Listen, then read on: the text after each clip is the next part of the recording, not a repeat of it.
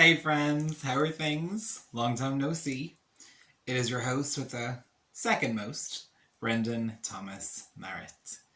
So Logan is still off serving the Lord and sowing into the next generation of believers, but he will be back very soon, and he sends his best wishes to every single one of you. It's been a couple of weeks since we were last together. I was actually away on holidays myself. I was away in the Aegean Sea, spending time in the Greek island Kos, as well as four other ones, one of which was a volcano, an active volcano at that, and Bodrum in Turkey as well. Greece is a beautiful, beautiful part of the world. Mainland Greece has its beauty, especially the Acropolis and historical sites, but it also has 6,000 islands, 227 of which are inhabited. So I visited some of those, and also an uninhabited island there as well, which has got St. Nicholas Chapel on it, and a really, really big, heavy looking cross. For today, I really felt impressed to share with you an anecdote or two from my time away, in different ways in which I felt God spoke to me through it. The hotel that I was staying in, the Aegean village, Lagos, if ever you want to go, it's a good recommendation for you, basically had a mountain for a back garden. And that mountain stretched the whole way across the island just for kilometres and kilometres. Or for you Americans, miles and miles. Later on in my holiday, I decided from the hotel just to jump onto the mountain and have a little gander. But on day 3 of the holiday, I decided to make life unnecessarily difficult for myself. My cousin, my mother's cousin, my brother and I decided that we'd go hiking.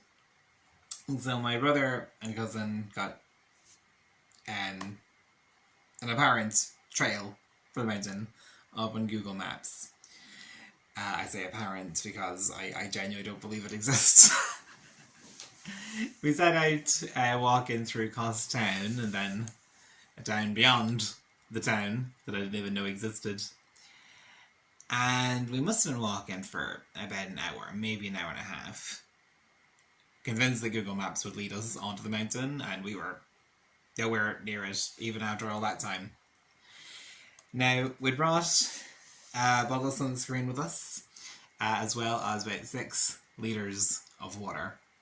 As the old adage says, if you fail to prepare, you might as well prepare to fail. So we thought that we were battle ready for this sucker. But after we'd been walking for about an hour or so, I thought, jeepers, this is hard work. And I love hiking, I do, but this was undoubtedly the hardest hike I've ever done in my life. But after about an hour, a van drove past us, and its driver just roared at us in Greek. I had no idea what was going on. But my brother stopped and turned around, and then the van stopped. The driver got out. I opened the door. And basically, he was there selling fruit. And the capitalist within me just thought, genius. You know, if you see any adventurous foreigners coming along to hike your mountain, just, stop them and sell them dozens and dozens of euros worth of fruit. And that's exactly what we got. We had no idea what we were in for. Because cost is pretty cheap in general. But this guy, he got a lot of money off of us. But overall, we figured, hey, listen, it'll keep us hydrated, it's all good. And then he buggered off afterwards with our money. We kept on walking, and eventually we came to what looked like private property. But beyond it seemed to be the foot of the mountain. So I said, hey, we need to get onto the mountain eventually. We can't just keep walking on roads. Let's just do it. It's fine. So we cut across, hopped onto the foot of the mountain, kept on going, and it really, really seemed like these Greeks said, how can we possibly make this mountain as difficult as possible for all the other Europeans to climb? And they would have fences every few dozen meters. Sometimes the fence was made of wood, and would have to put planks up and climb over them. Sometimes they're just made of wire, and we'd have to maneuver our way across and do a bit of shimmying when necessary. And sometimes they were made of barbed wire. Cut, sliced and diced hands could be seen after this hike, my friends, I assure you. There might still be little bits of Brendan Thomas Marrett blood sprawled across all those obstructions. But hey, we were out to have an adventure, and we were going to have one. So I said, listen, we got to keep going up. We got to reach that peak. At one point, I'm pretty sure we entered into someone's private property. Again, we thought it would help get us towards the peak. But let's just say there was a guardian of the animalistic variety in that field. And oh my goodness, we didn't see it, but we heard it, and we knew it was coming for us. So we ran, and we ran, and we ran. And then eventually we came to another fence, which we all had to hop on over before being devoured and torn limb from limb. That led us on to a main road, and I will be honest with you, it might possibly be the only main road in Kos. So we began walking up thinking, okay, surely it'll lead on to the mountain at some point. But oh my goodness. Kilometre after kilometre after kilometre, it didn't.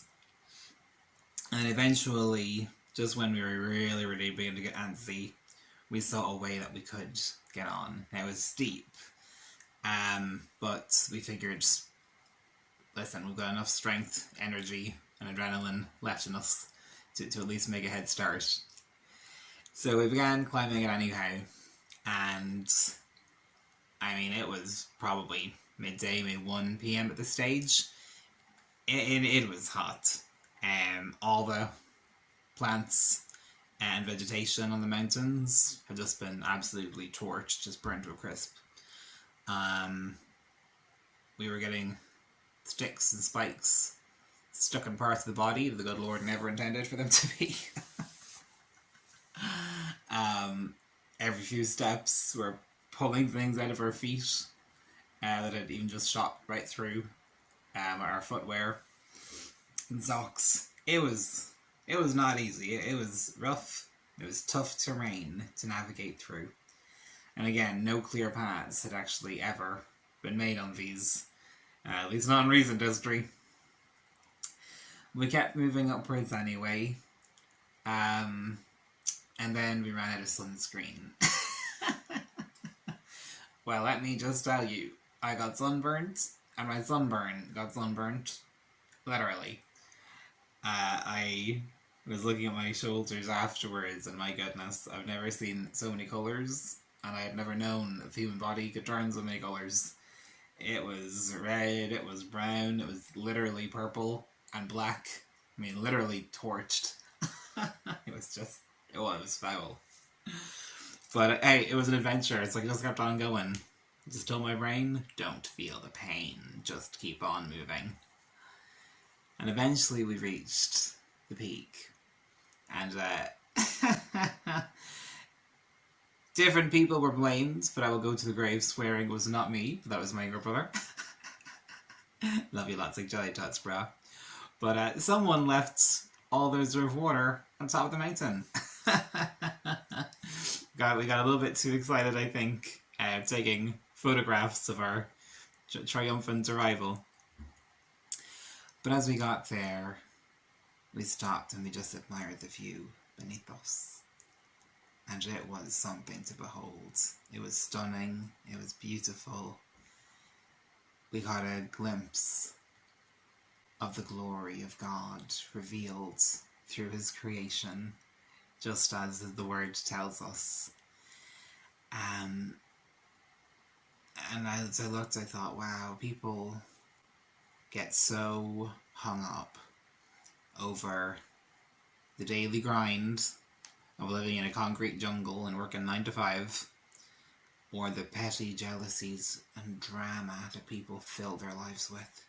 And listen, I'm not diminishing people's pain. There is great evil out there, and as the body of Christ, we can't walk around in blind faith or blissful ignorance. We need to have our eyes wide open to what's happening. But we don't get consumed by it, because we know that our God is an almighty God. That means he is entirely mighty in all things, and bigger and stronger than all these things. But sometimes you just have to change your seat, change your position, and it changes your perspective. You get to see things from a higher level. Think of the incredible revelation that Paul got in Arabia of the body of Christ, of having been chosen before the foundation of the earth was laid. Think of the revelation that he got in the gospel of grace and peace that comes through the cross of Jesus and the empty grave. Think of the revelation of the law that Moses got on Sinai, Mount Horeb. Think of the experience that Elijah had when he ran away into the wilderness from Jezebel. When you change your perspective, oftentimes through changing your position and literal physical location, you can just get such a more well-rounded perspective of how great our God is. As incredible as that was, we still come down that mountain. And let me tell you, going down was harder than it was going up. We decided that we would walk along this infamously long road on the way back, rather than braving the field, which possibly still had the hungry beast, which had our scent in his nostrils. So we just began walking and walking and walking and walking. And again, my brother and cousin were using Google Maps and swearing blindly, it'll save us, it knows where we're going. But, Jakers. I mean, there weren't even like petrol stations selling, bottles of lemonade or Coca-Cola or anything along the side of the road. Dehydration kind of began kicking in. I remember at one point, a car next to us had just crashed and been overturned. Drew from us like no response whatsoever. I mean, the crowd was there. People were like, oh, woe is me. This is so terrible. Whinging, whining. Oh, the tragedy, the travesty. And we were just like so out of it. We didn't even care. We just like glared at them and kept on walking.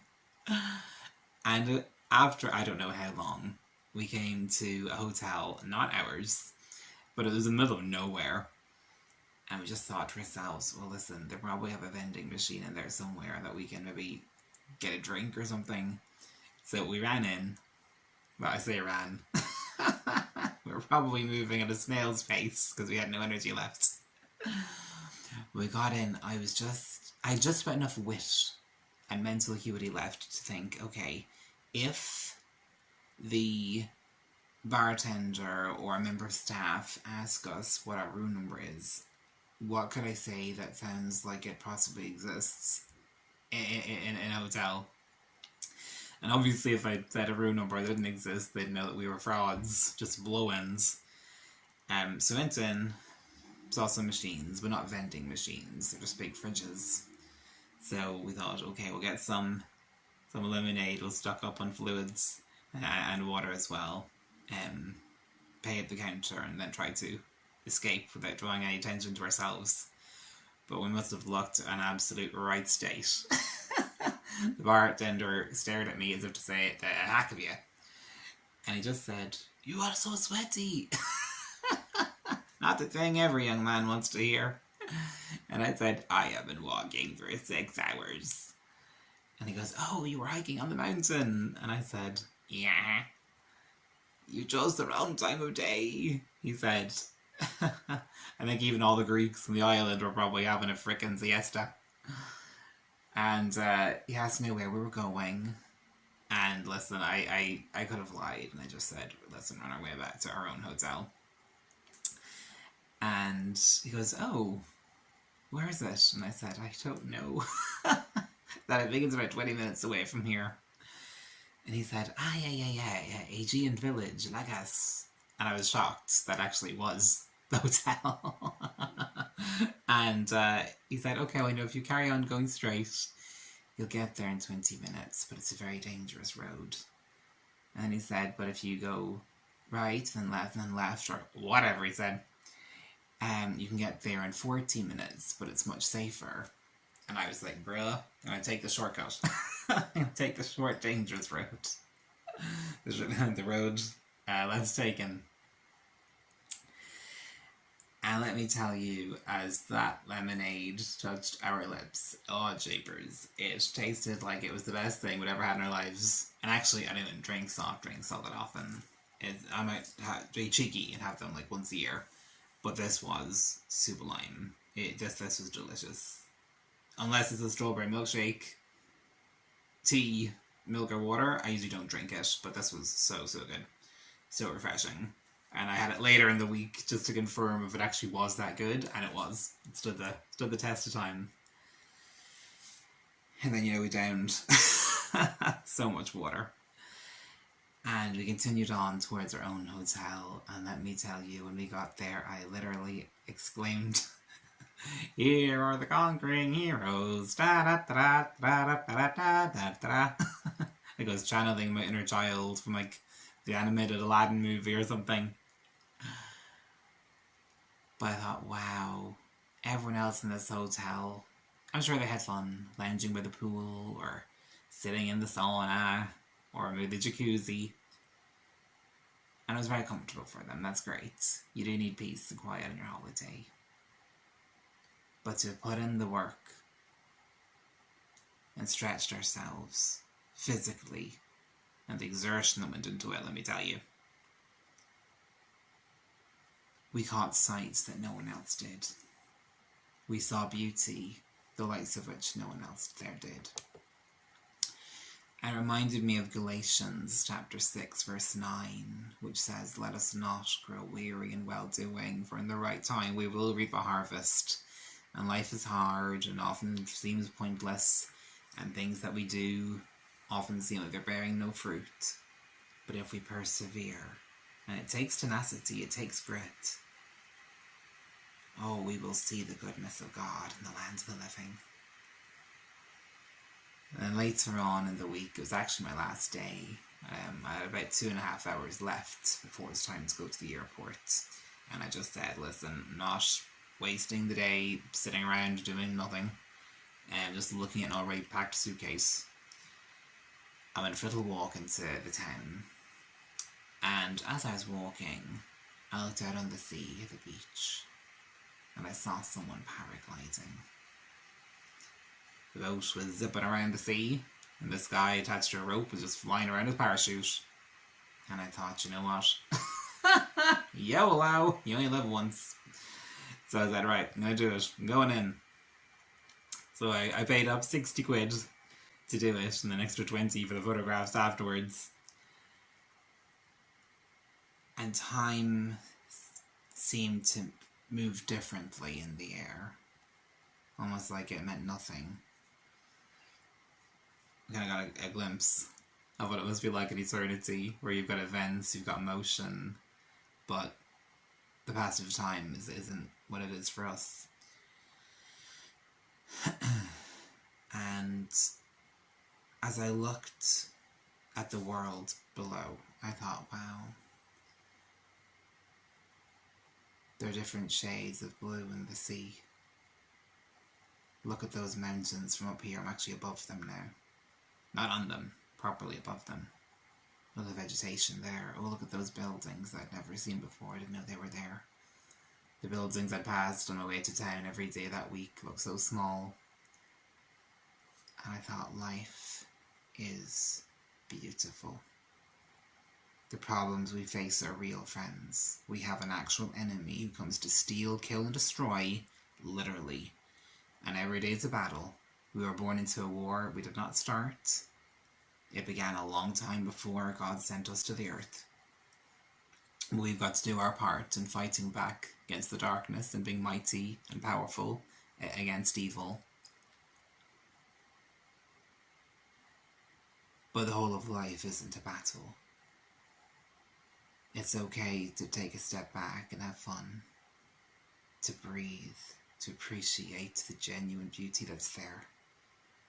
You can't always see it on the ground because the struggles and the obstructions and the challenges are so close to your face. But when you have an aerial or heavenly perspective, oh, it all looks so different. And even our challenges and the threats seem a lot more manageable, a lot more minuscule, more minute. So guys, they're just a couple anecdotes from my time away, and there will be more to come in future videos and podcasts. But I hope that they've encouraged you, or that they've blessed your heart to hear them. So don't be strangers. Send us messages either at the bottom of the YouTube video, or if you're listening to this as the podcast, you can send us an email at fromdublintocleveland@gmail.com. Tell us how your summer holidays are going. What fresh perspectives or revelations have you received from the Lord recently? And also, if you've got something you'd like prayer for, just know that when two or more are gathered, even technologically, people, hello, God's there. And He commands a blessing, and He'll move in power. The power of the upright, the prayers of the upright are powerful and effective, and we would love to join with you in prayer and praying in God's goodness and abundant grace over every area of your lives. So don't be strangers, and reach out for any of those matters or the likes. May God's goodness and favour and blessing follow you wherever you go, friends. Thanks for listening for today, and we look forward to churning these podcasts out on a weekly basis again. And I'm back in home soil. God bless you. Have a super special, awesome Saturday and weekend. Okay? Cheerio, friends. Bye.